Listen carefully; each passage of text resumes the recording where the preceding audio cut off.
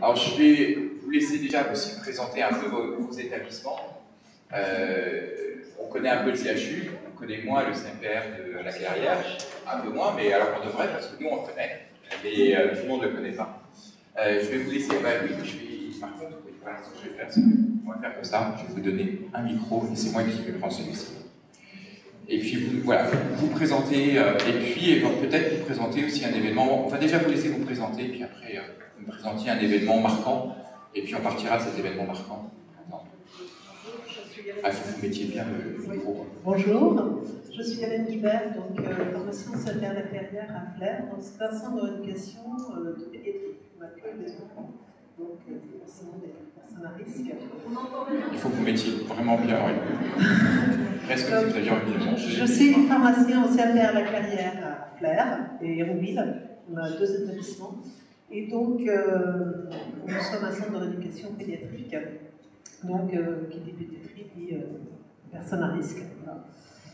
Et que vous dire, donc, on a eu un événement. On va faire un premier tour déjà pour se présenter. Bonjour, Stéphanie Levalier, je suis chargée de mission au CMPR à la Clairière, Hérouville et Flers. Voilà, donc c'est un établissement qui accueille en hôpital complet et donc sur Flers, hôpital complet, 42 lits, et sur Hérouville et Flers, nous avons aussi de l'hôpital de jour. Voilà, donc 25 places à Flers, 23 places à Hérouville. Donc Marie Botin, moi je suis pharmacien et je m'occupe de la gestion des risques associés aux soins au CHU de Rouen. Et je vais laisser Anne présenter notre établissement parce que je pense qu'elle est mieux. Anne Thierry, directrice qualité au CHU de Rouen. Donc on a 2508 places, MCO, SSR, SLD, un peu d'EHPAD aussi, et quelques équipes de psychiatrie, mais très peu en pédopsie. Et juste pour info, on a eu une visite la semaine dernière de certification efficace. C'était notre première sortie en post-certification HS. Voilà. On a une belle vue, c'est parfait. Ah ben justement, puisque vous avez le micro, gardez-le. Est-ce que vous pouvez nous parler d'un événement marquant et puis de la façon dont vous avez élaboré un plan d'action ensuite derrière pour pouvoir essayer d'améliorer les pratiques? Donc l'exemple, alors je vais essayer d'anonymiser pour qu'on ne sache pas de quel service c'est, mais peut-être qu'à un moment donné vous allez quand même trouver. Ça peut être un jeu éventuellement. L'anonymisation est toujours un peu relative. Donc c'est une patiente qui a appelé le SAMU initialement pour des symptômes un peu identiques à ceux qu'elle avait ressentis il y a une dizaine de jours et pour lesquels elle avait été prise en charge dans un service de l'établissement. Donc elle a été d'abord, il y a un médecin de permanence des soins qui s'est rendu au domicile suite à son appel au SAMU, devant notamment une tachycardie assez importante, etc. Finalement, le médecin de PDS a rappelé la règle du SAMU, qui a décidé d'envoyer un SMUR sur place, donc là une équipe médicale du SAMU pour assurer notamment le transfert de la patiente.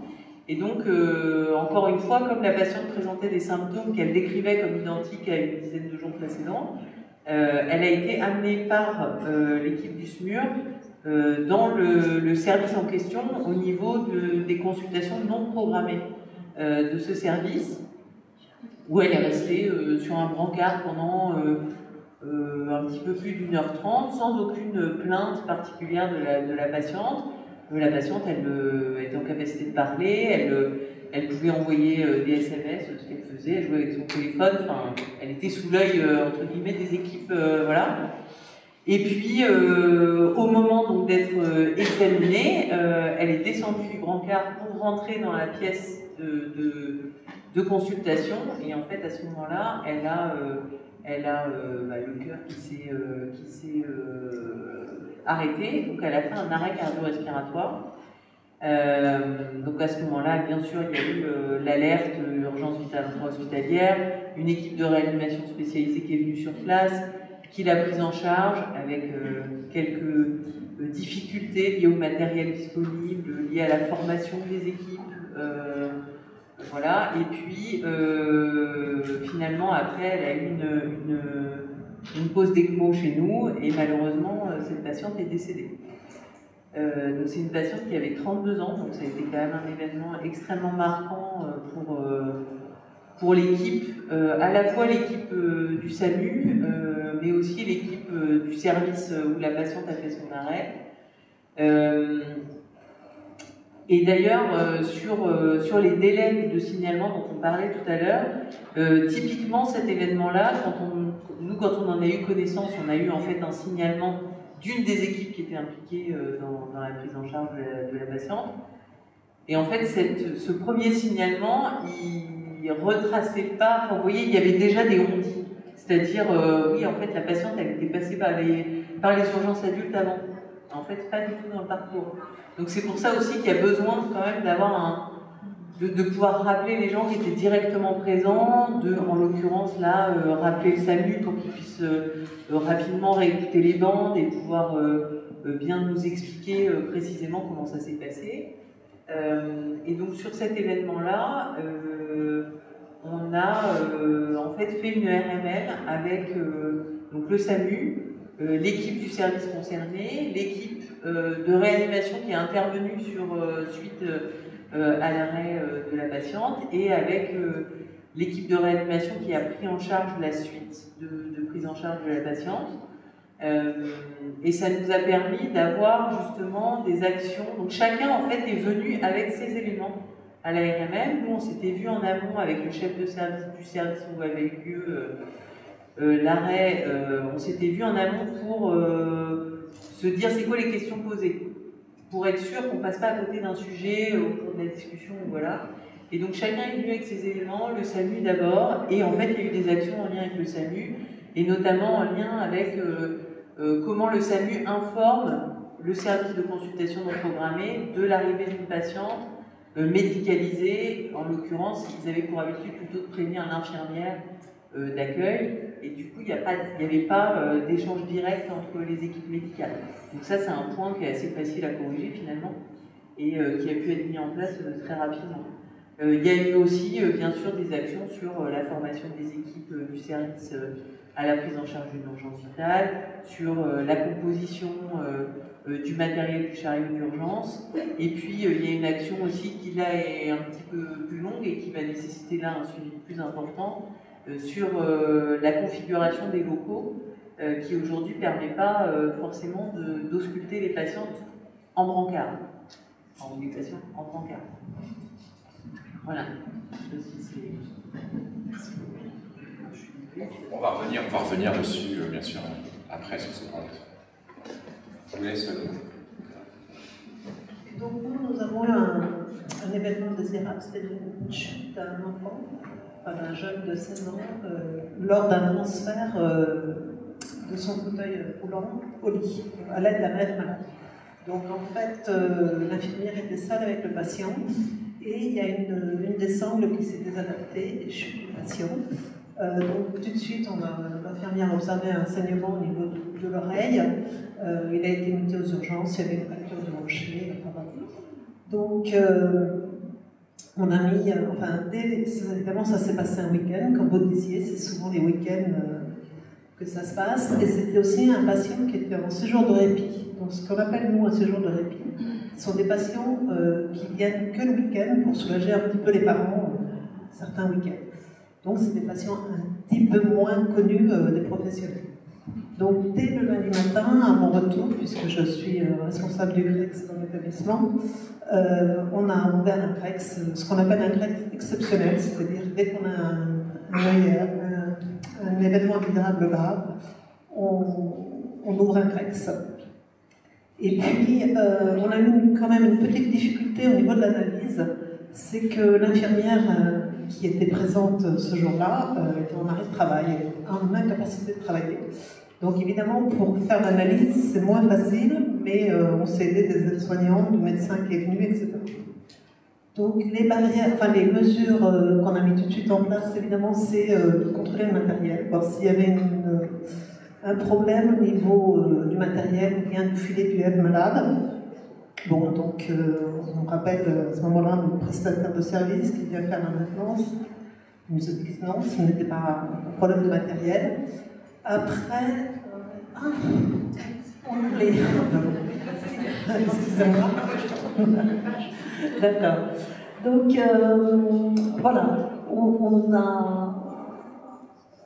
Et donc il semblerait quand même que elle n'a peut-être pas tout à fait bien suivi les bonnes pratiques, c'est-à-dire que quand le lève malade, enfin on commence à soulever le malade, il faut bien vérifier que les sangles suivent bien.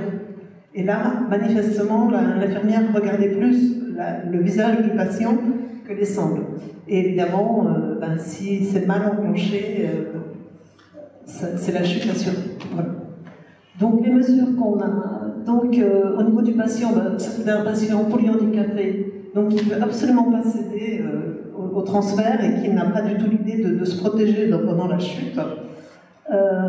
Ensuite, lié aux professionnels, c'est une professionnelle qui était présente depuis plusieurs années dans le service, qui fait ça très souvent, et c'est un automatisme, on fait peut-être un petit peu moins attention. Au niveau de l'équipe, il n'y a rien à signaler, elle était toute seule avec le patient. Alors on s'est posé la question, est-ce qu'elle aurait dû demander de l'aide ou pas? Bon. Les facteurs liés à la tâche, eh bien, c'est ce qu'on disait, une tâche réalisée par habitude, sans prendre forcément conscience des facteurs de risque liés à la situation du patient. En plus, donc, patient en séjour de répit, donc un petit peu moins connu. Le lien à l'environnement, c'était le filet personnel du patient avec un lève malade de l'institution. Donc, effectivement, les patients, ils arrivent avec le filet dans leur fauteuil, en fait. Donc, on est obligé d'utiliser leur filet, mais effectivement, ils ne sont pas forcément de la même marque que notre lève malade. Et puis, facteur lié à l'organisation, ce n'est pas une tâche qui était suffisamment formalisée. Voilà. Donc, au niveau des barrières, des mesures qu'on a prises, on a décidé donc de revoir la procédure. On a rappelé le prestataire de service pour l'élève malade pour qu'il refasse une formation à l'ensemble du personnel en donnant les bonnes consignes. Et puis, on a resensibilisé tous les professionnels de santé aux pratiques d'urgence vitale et en cas de dommages liés aux soins. On s'est rendu compte aussi, lors de cet incident, que nos dossiers administratifs n'étaient pas toujours assez complets pour ces patients en séjour de répit. Et donc, évidemment, quand on les transfère aux urgences, ça pose problème. Et puis, aussi, bien accompagner les patients et leur entourage en cas de dommages liés aux soins.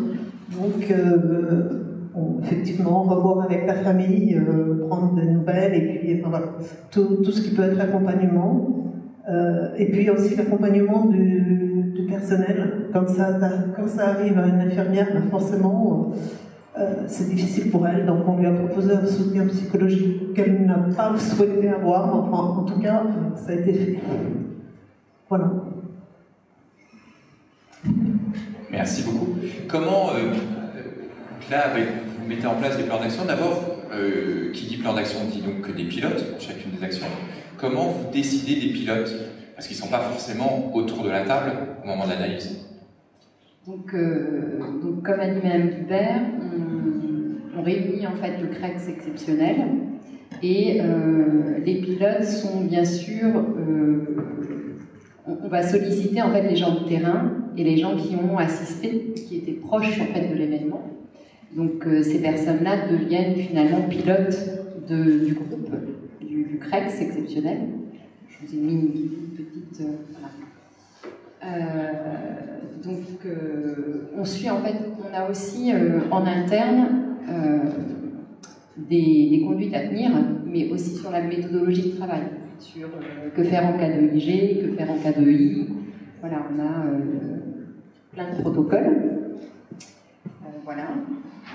Donc, au niveau des pilotes, en général, ils collaborent très facilement parce que c'est des choses qui ne sont pas souhaitées et donc ils aiment quand même réfléchir aux améliorations de leurs pratiques au quotidien pour déjà veiller à la sécurité des patients qu'ils prennent en charge et et être plus en sécurité au niveau des pratiques professionnelles. Et vous, alors au CHU, comment vous définissez vos pilotes? Parce que grande maison, on dit beaucoup de monde, donc beaucoup de pilotes potentiels. Alors en général, on essaie quand même d'être vigilant avant la restitution de l'analyse pour que l'ensemble des personnes qui vont possiblement du périmètre de l'analyse, donc qui sont normalement les personnes qui vont potentiellement avoir des actions à réaliser, qu'elles soient au moins représentées. Et nous, on insiste beaucoup aussi dans l'établissement pour dire que les CREX ou les RMM, c'est des lieux, c'est des instances de décision. Donc si on décide qu'on va faire ça comme action, il ne faut pas que derrière, il faille en reparler avec Pierre-Paul Jacques pour pouvoir vraiment valider l'action. Donc souvent, voilà, bien sûr, le chef de service, il ne peut pas être présent à toutes les réunions, tout le temps dans tout l'hôpital, mais dans ces cas-là, il délègue quelqu'un, et cette personne-là, elle sera en capacité de discuter au cours du CREX ou du RMM, et de dire, oui, ok, on met telle action en place, pour pas y revenir après. Parce que sinon, effectivement, dans une grande maison comme la nôtre, c'est très compliqué. Mais je pense que c'est partout pareil. Je pense que, quelle que soit la taille, je pense que ça peut poser le même problème. Donc là, en l'occurrence, par exemple, à la RMM, je pense qu'il y avait... alors, en l'occurrence, ils avaient choisi le format RMM, parce que c'était leur choix, qu'ils ont plus l'habitude, et que, historiquement, ils utilisent plutôt cet outil-là. Donc nous, on n'impose jamais vraiment la méthode, on laisse le service choisir ce qui leur parle le plus. Et il y avait un médecin, il y avait 2 médecins du SAMU par exemple qui étaient présents, une qui notamment est référente pour la régulation et qui donc était en capacité de prendre la décision, puisque le chef de service du SAMU n'était pas présent, mais c'est elle qui était en capacité de dire, bah oui, dans la régulation, on peut dire, quand on vous amène un patient par le SMUR, voilà la procédure qui on prévient. Donc elle était en capacité de dire, oui, ok, moi cette action, je peux décider qu'on le fait, si c'est votre souhait, on peut le faire. Et donc on essaye au maximum d'avoir ces gens-là. Après, sur la question des locaux, parce qu'il y avait une question donc, sur l'adaptation secondaire des locaux, je n'avais pas fait venir les services techniques, par exemple, parce que voilà, là, dans ces cas-là, je me mets moi, ou en tous les cas, c'est quelqu'un qui est présent dans la salle à l'instant T, qui est responsable de l'action. Moi, je suis responsable d'aller en parler, d'aller réexpliquer à la personne en charge des travaux chez nous, lui réexpliquer la problématique, lui réexpliquer le contenu de l'analyse, pour voir après si on peut envisager effectivement des travaux, et si oui, dans quel délai, etc. Et moi, après, je suis chargée de faire ce retour-là auprès du groupe d'analyse. Mais il faut, je pense, c'est vachement important que on confie des actions à des gens qui sont présents. Parce que sinon, on met, si je mets par exemple Anne-Thierry et qu'en fait je la croise pas tout de suite et que j'oublie de lui en parler, bah, du coup la pauvre elle a une action qui traîne dans l'hôpital qui sera jamais faite et on va dire que c'est parce qu'elle n'a pas voulu la faire. C'est quelquefois pratique. Voilà. Mais peut-être qu'elle ne va pas apprécier. Non, elle ne va pas apprécier. Oui, non, c'est vraiment, je pense que c'est un point effectivement important que vous soulignez tous, c'est que le point, c'est qu'à partir du moment où on a pris des décisions, il faut après que tout le monde s'y tienne. Admettons que vous arriviez à faire ça, alors j'imagine qu'il faut un soutien institutionnel important derrière, parce que je pense que là, il est peut-être nécessaire. Sur ce point-là, quand on a quand même de nombreuses analyses qui sont réalisées, mais quand on a identifié que c'est un événement indésirable grave et qu'on signale en fait à l'ARS, pour le coup, ceux-là, en fait, on leur met un traitement supplémentaire qui est un suivi en comité de pilotage qualité, donc qui est co-présidé par le directeur général adjoint et le vice-président de CME. Et donc le plan d'action sera revu, suivi en fait dans cette instance-là. Ce qui fait que de toute façon, ça rajoutera en fait dans le suivi et dans le fait que si on a des difficultés à faire avancer certaines actions, celles-là elles seront quand même avec un suivi plus. Voilà. C'est pas le cas de toutes les analyses, mais en tout cas celle-là, elle nous ce schéma-là. Et on a aussi, pour les événements graves, il y a forcément un membre de notre équipe qui participe à l'analyse. Ce qui permet aussi de sécuriser un peu la méthode et de s'assurer qu'on n'a pas oublié d'inviter des gens. Là, en l'occurrence, on avait proposé d'inviter aussi un représentant des urgences adultes de chez nous, parce que eux, ils ont l'habitude de faire de l'accueil non programmé, et donc peut-être que leur regard sur la situation était intéressant. Et donc c'est vrai qu'il y avait quelqu'un, et ça a été intéressant dans la discussion. Donc c'est vrai que nous, notre regard aussi, qui est peut-être un peu plus transversal, sur les événements indésirables graves, ou quand il y a besoin sur des événements moins graves, on a la possibilité, les équipes ont aussi la possibilité de mobiliser quelqu'un d'équipe. D'accord. Question pour vous quatre. Comment les professionnels prennent connaissance de ces plans d'action? Parce que c'est important que, voilà, on a des pilotes, et derrière, comment on prend... pas forcément une question que vous avez posée forcément au départ, mais justement, comment on communique auprès des professionnels? Alors nous, on est un tout petit établissement, donc dès qu'il y a un événement indésirable grave, ça fait tout de suite le tour de l'établissement. Donc il y a quand même un suivi, enfin ils sont quand même demandeurs, voilà. Et donc là, notamment, on avait organisé une formation pour les... on a eu du monde, quoi. Les gens n'ont pas défilé comme on peut voir parfois. Donc voilà, et sinon, on a des flash qualités où on refait... on peut décrire les événements indésirables et les plans d'action. Enfin, on a plusieurs... voilà, des réunions de service aussi. Enfin, voilà. Des outils de... est-ce que vous avez aussi des outils de suivi du plan d'action spécifique? Alors, on a chez nous le logiciel Blocambo, où en fait, lorsqu'on fait des CREX, on ouvre un pack pour, voilà, avec des personnes pilotes, des ressources, et on essaie de suivre. Alors, c'est pas toujours. Je fais attention à ce que je dis parce que j'ai le directeur qualité dans la salle, mais pas toujours facile d'avoir le chrono, le même chrono que la deadline du plan d'action, mais voilà, on essaie de s'y tenir. Alors nous, sur la diffusion auprès de l'équipe des résultats, enfin, des conclusions, de l'analyse, ça c'est un truc, je pense, qui fonctionne plutôt bien dans nos secteurs. Effectivement, on a, tout à l'heure, vous l'avez montré, dans l'établissement, la plupart des services ont ce qu'on appelle les stand-up meetings, là, qui sont les petites réunions d'équipe, où ils balayent en fait un certain nombre de sujets en équipe une fois par semaine. Et du coup, quand il y a un CREX, ou quand il y a une analyse, quand il y a un fait un peu marquant, en fait, au cours de cette réunion-là, très rapidement, il y a un petit retour qui est fait, et puis le compte-rendu de l'analyse peut être mis avec un aimant sur le tableau, et ça permet à chacun, même les personnes qui ne sont pas présentes le jour J, d'en prendre connaissance sur leur quart de travail, etc. Donc ça, je dirais que le niveau service, il fonctionne plutôt bien. La limite de ça, c'est là, par exemple, si le SAMU, ils ont parlé aussi de cet événement-là, au niveau de leur stand-up meeting. Par contre, le problème, c'est chez nous, c'est le partage au niveau institutionnel. Donc ça, on essaye de beaucoup... quand il y a une analyse d'erreurs médicamenteuses, par exemple, dans un secteur, on a un sous-groupe erreurs médicamenteuses qui est un sous-groupe de la Comédims. Et donc, si on voit qu'il y a une action qui est intéressante à généraliser, par exemple, bah, ça va passer en Comédims pour que justement ça puisse rayonner plus largement. On essaie de reconfier ce sujet-là aux commissions qualité institutionnelles qui pourraient s'en saisir. Après, ça rejoint un peu notre problématique de suivi des plans d'action plus générale. Après, enfin, voilà, à l'échelle de l'établissement, notre problématique qu'on n'arrive pas à résoudre, c'est qu'on a des dizaines et des dizaines de fichiers Excel avec des plans d'action.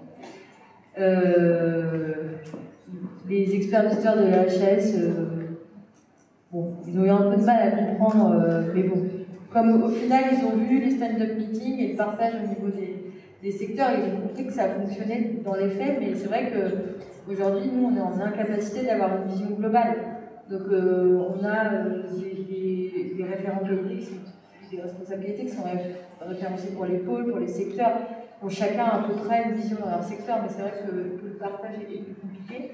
Donc aujourd'hui, on travaille sur la mise en place d'une fiche action qui pourrait nous permettre d'avoir une vision un peu globale dans un logiciel. Donc on n'a pas de Congo, on a Innov, mais voilà, c'est un peu les idées. Mais en même temps, c'est quand même assez compliqué, assez usine à gaz à mettre en route. Donc voilà, j'ai eu un échange avec un des experts la semaine dernière. Je disais, bon, à un moment, il faut effectivement qu'on partage entre le secteur, on est d'accord. Mais c'est vrai qu'on a un peu fait le deuil quand même de réussir à tracer et à suivre tout, parce qu'en fait sinon on fait passer les gens à faire plus de traçabilité qu'à faire d'action, et donc ça c'est un vrai problème. Si un jour on peut le résoudre avec des outils informatiques performants, on le fera, mais aujourd'hui... Pour l'instant, ça n'existe pas trop encore. On n'y arrive pas. D'accord, on est d'accord. Est-ce qu'il y a des questions dans la salle? Moi j'ai une question. Est-ce que lorsque vous avez une visite de certification ou pas, est-ce que les experts visiteurs s'intéressent à ce genre de grille, de fonctionnement ou pas? Oui. Bah, là, en fait, l'événement, on l'a un peu pris exprès. Celui-là, c'est un qui a été analysé la semaine dernière. Donc, nous, au CHU, il y a eu 2 traceurs ciblés événements indésirables graves qui ont été effectués par les experts visiteurs. Donc, on leur a donné la liste des événements indésirables graves qui avaient été signalés, qui avaient fait l'objet d'un volet 1, volet 2 sur l'année 2021 et l'année 2022. Et ils ont choisi dans la liste. Bon, après, franchement, on leur a dit, ouais, celui-là, il est bien. Et puis, ils ont pris ceux qu'on avait dit qu'ils celui-là, mais après, peut-être qu'on en a eu des gentils. Mais c'est parce que aussi, c'était des événements intéressants. Enfin, c'était pas pour. Voilà, c'était pour leur dire surtout que ça nous semblait être intéressant. Donc, oui, si ça intéresse. Après, par contre, peut-être que tu peux témoigner, comme tu étais présente, la méthodologie utilisée est différente selon les experts. Puis effectivement, on a eu 2 traceurs ciblés. Donc il y en a eu un qui a été sur cet événement-là que je viens de vous expliquer. Donc il y en a eu un sur l'événement dont je viens de vous parler là. Et là, l'expert visiteur, c'était une cadre de santé et qui en fait s'est beaucoup intéressée. Elle voulait vraiment reprendre le dossier de la patiente. Elle a lu tous les diaporamas qui avaient été présentés. Elle nous a reposé des questions sur le suivi du plan d'action. Donc c'était vraiment dans le détail de cet événement-là, vraiment pour valider, je pense, le fait qu'on avait vraiment fait une analyse des causes profondes. L'autre analyse, ça portait donc sur un autre secteur, l'autre traceur ciblé, pardon, c'était sur un autre secteur.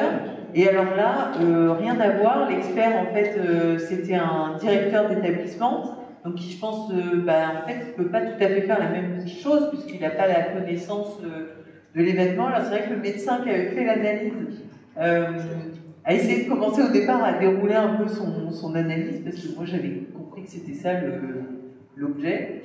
Et en fait, très rapidement, l'expert visiteur, en gros, il nous a dit, mais en fait, moi, je ne suis pas en capacité de comprendre l'événement en tant que tel parce qu'il y a trop d'éléments médicaux dedans et c'est pas de ma compétence. Donc lui, ce qu'il a plutôt posé comme question, c'est effectivement comment vous êtes organisé. Ah, vous avez un CREX et puis voilà. Ça a été beaucoup plus succinct. Donc c'est vrai que c'était 2 thèmes, 2 ambiances. Quoi. Et peut-être qu'il a insisté sur la zone. Ah oui, ça c'était intéressant effectivement. Toujours venir à 2 parce que toujours faire l'analyse. D'ailleurs, nous on fait toujours les analyses en binôme. C'est pour ça, c'est parce que je pense que c'est utile.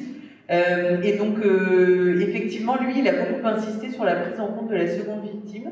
Je pense qu'il a moins fait l'autre expert, mais parce que d'emblée, l'équipe lui en a parlé. Et donc ça, c'était intéressant. Et c'est peut-être d'ailleurs quelque chose, en tous les cas, nous, on s'en est rendu compte. Je pense qu'on essaye de le prendre en compte. Mais c'est pas très bien formalisé. Là, vous disiez qu'effectivement, vous aviez proposé à l'infirmière un soutien qu'elle n'avait pas accepté. Nous, souvent, c'est ça aussi. Et je pense qu'il y a peut-être des pistes de travail là-dessus, parce que c'est vrai qu'on a du mal à... C'est difficile, les gens, ils n'osent pas trop en parler. Il y a beaucoup de soutien entre pairs. Je pense que ça, c'est ce qui fonctionne très bien. Nous, on a aussi, il y a la personne et il y a l'équipe aussi après. Et on propose aussi des APP qui permettent quand même de reprendre l'événement et essayer de délier un petit peu la parole. L'analyse, elle est importante, hein, elle est extrêmement importante parce que justement, elle va permettre de pouvoir aller au-delà de l'erreur. Donc elle est importante, effectivement. Sauf que l'analyse, elle ne va pas être faite tout de suite. Il ne faut vraiment pas oublier cette notion de seconde victime.